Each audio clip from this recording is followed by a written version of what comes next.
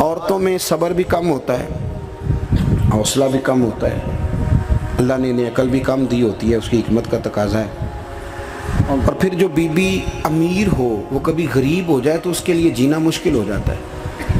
غریب آدمی امیر ہو جائے تو گزارا ہو جاتا ہے، اور خدا نہ خواستہ امیر اگر غریب ہو جائے مشکل ہوتی ہے۔ سیدہ طیبہ طاہرہ حضرت ختیجۃ الکبریٰ رضی اللہ تعالیٰ عنہ مکے کی ملکہ تھیں۔ آپ فرماتی ہیں 20 نوکرانیاں تھیں میرے گھر میں۔ توجہ ہے میری بات پر؟ یہ آگے والوں کو سمجھ آ رہی ہے، کوئی ہاں نہ کر رہے ہیں، پیچھے والے تو بالکل گمسم ہیں۔ بھائی دوستو توجہ کرنا میری بات پر۔ مکے کی ملکہ 20 عورتیں کام کرنے والی، فرماتی ہیں کبھی پانی کا گلاس بھی اٹھ کے نہیں پیا تھا۔ اللہ۔ پھر اسی بی بی نے حضور کی غلامی اختیار کی، پھر کلمہ پڑھا۔ ظہر کے وقت ابن اسحاق کہتے ہیں ظہر کے وقت انہوں نے اپنا مال حضور کے قدموں میں سارا پیش کر دیا۔ عصر سے پہلے میرے نبی نے ہر چیز اللہ کے رستے میں تقسیم کر دی۔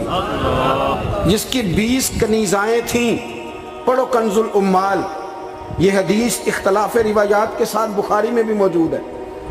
حضرت ابو ہریرہ رضی اللہ تعالیٰ عنہ فرماتے ہیں کہ سیدہ طیبہ طاہرہ حضرت ختیجۃ الکبریٰ کے بارے میں محبوب نے فرمایا کہ ختیجہ میرے لیے کھانا پکا کے باورچی خانے سے نکلی، خود حضرت ختیجہ کپڑوں پہ پیوند لگے، خود چولہا جلایا، اور وہ بی بی جس کے پاس ہر گھنٹے کے بعد نیا سوٹ تیار پڑا ہوتا تھا، اس کے کپڑوں کو پیوند لگے۔ جیم جان دا کچھ وسا نہیں، جان یار نو دے تے شاد ہو جا، اس سے دل دے ہیں فساد سارے، دل دلبر نو دے تے آزاد ہو جا، جو رکھے آباد تے رو وسدا، تے جدوں کرے برباد ہو جا، جدوں کرے برباد، ہاں پھر برباد بھی ہو۔ صرف سکھ لینے کے لیے نہ ہو، وَلَنَبْلُوَنَّكُمْ بِشَيْءٍ مِّنَ الْخَوْفِ وَالْجُوعِ وَنَقْصٍ مِّنَ الْأَمْوَالِ وَالْأَنفُسِ وَالثَّمَرَاتِ۔ یہ تو شہادت گاہ الفت میں قدم رکھنا ہے۔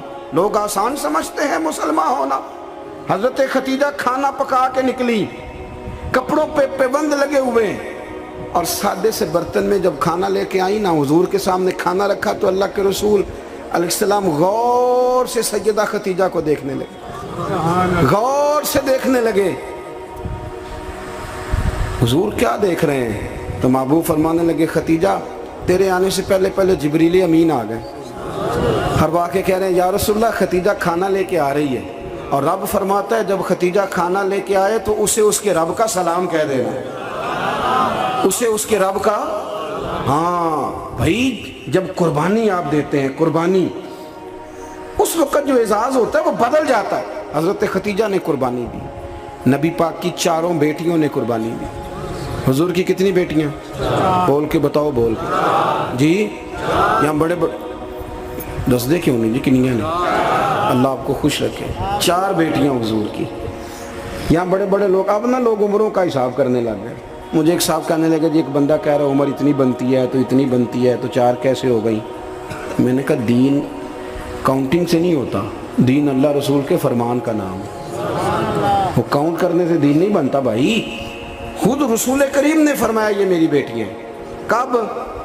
حضور کی ایک صاحبزادی حضرت عثمان غنی کے نکاح میں تھی، انتقال کر گئی، نبی پاک نے دوسری کا نکاح کیا تو صحابہ نے عرض کی حضور بڑے خوش نصیب ہے، عثمان کو آپ نے دوسری بھی دے دی۔ تو حضور نے فرمایا یہ تو میری 2 بیٹیاں تھیں،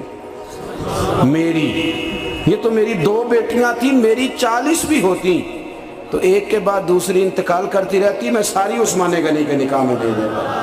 نور کی سرکار سے پایا دوشالہ نور کا، ہو مبارک تجھ کو ذوالنورین جوڑا نور کا۔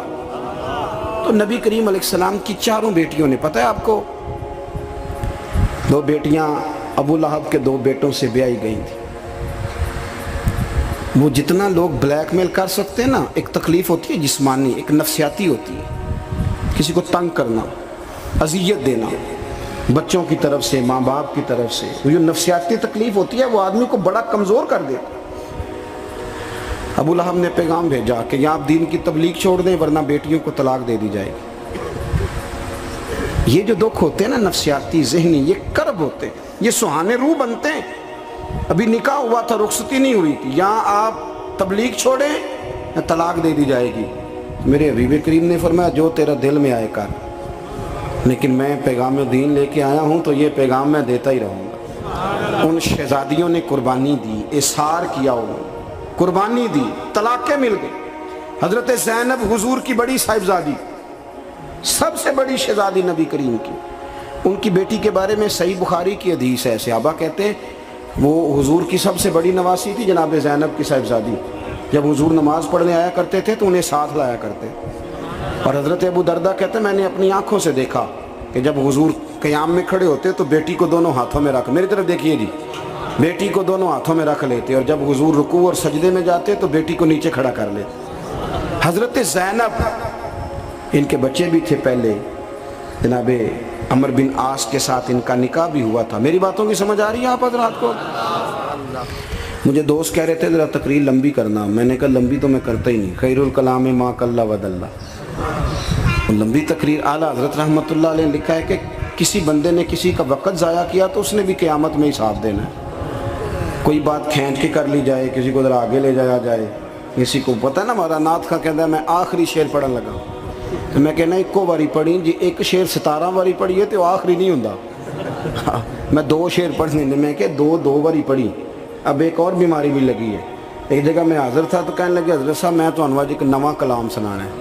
میں کہ تو مہربانی کر کے مینوں کو پرانا ہی سنائی، نویں باج سوارے بھی کرنے پیندے نے، پرانا سنا کوئی پیر میر علی شاہ صاحب کا سنا، اعلیٰ حضرت بریلوی کا سنا، مولانا حسن رضا کی کوئی بات سنا، یہ کیا بات ہوئی؟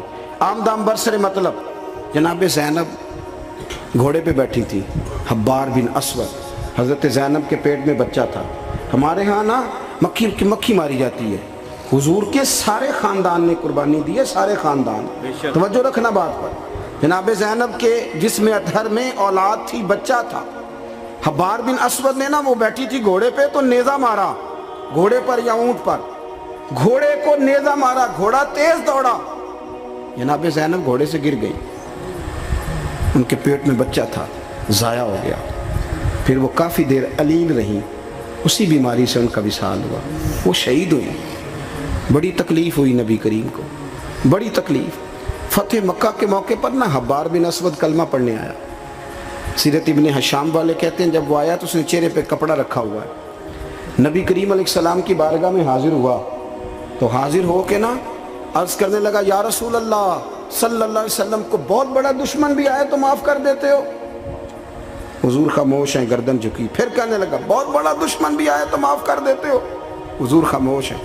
تیسری دفعہ اس نے چہرے پہ نقاب ڈالا تھا نا، حضور بڑا دشمن بھی آئے کلمہ پڑھے تو معافی ہے؟ حضور نے چہرہ اٹھایا تو آنکھوں میں آنسو تھے۔ حضور فرمانے لگے حبار یہ چہرے سے کپڑا ہٹا، بیٹیاں بھولا نہیں کرتی، تو کلمہ پڑھ میں تجھے بھی معاف کرنے کو تیار۔ بیٹیاں بھولا نہیں کرتی، تو پڑھ کلمہ۔ پورے خاندان نے قربانی، پورے۔ حضرت سیدہ فاطمہ الزہرا سے کسی نے پوچھا تھا بی بی صاحبہ دین کے لیے سب سے پہلے آپ کو کب تکلیف اٹھانی پڑی؟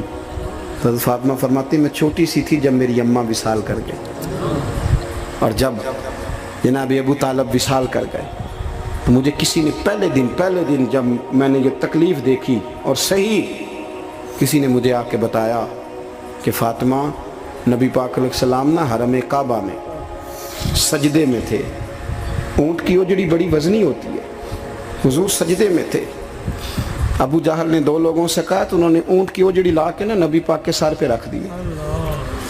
حضور علیہ السلام ساری قوتوں کے مالک ہیں، لیکن بظاہر حضور سر اٹھاتے ہیں تو تکلیف ہوتی ہے۔ فاطمہ نہ ابو بکر صدیق مکے میں ہیں نہ مولا علی موجود ہیں، تو آپ چلیں گی؟